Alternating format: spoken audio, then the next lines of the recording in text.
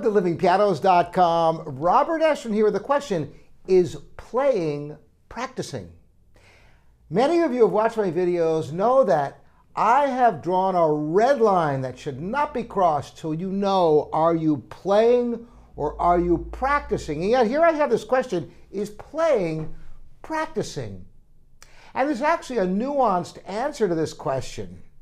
Now, while it is absolutely essential that you know whether you're playing through your music or practicing your music, and indeed there are times that you want to practice playing, that is, practice performing, whether it's a public performance that you're preparing for, or you just want to play for friends and you want to run through things to see how they go. But what we're going to talk about today is something entirely different. And this is how, in this one example, that playing can be practicing.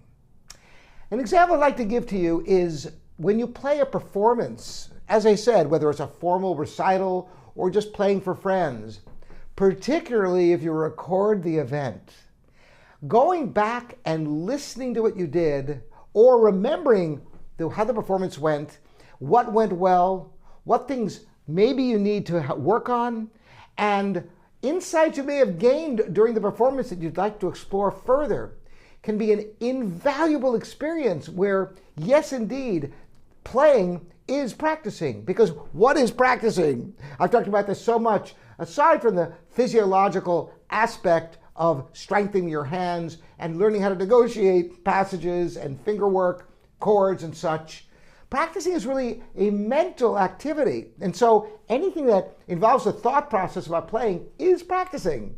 So that's an example of practicing where playing is practicing. Now, how could you use this to your advantage? Well, there are actually many ways. I talked about practicing performing. And how do you do this? And in your practice, it's like two complete extremes, as I've explained before. In performance, no matter what, the show must go on. You have to keep going. Nobody wants to hear you stop and go back and correct something when you're playing for them. Certainly in a live performance, it could be a disaster.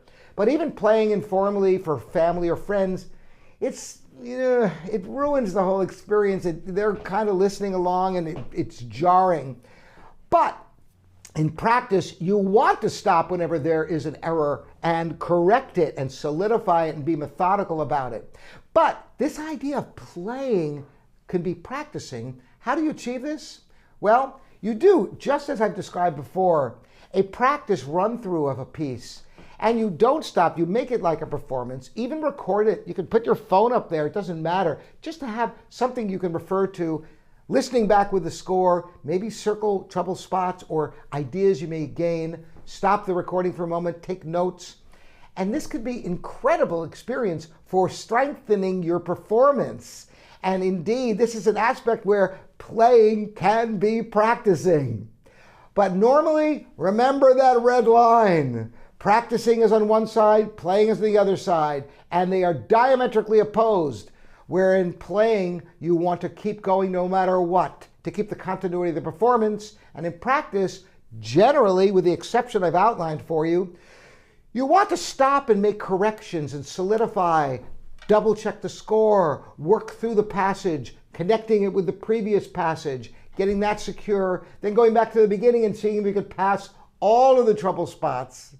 So that's the lesson for today. I'm wondering how many of you have had similar experiences and any insights you might have. Leave them here in the comments at livingpianos.com, your online piano store. Thanks again for joining me, Robert Estrin.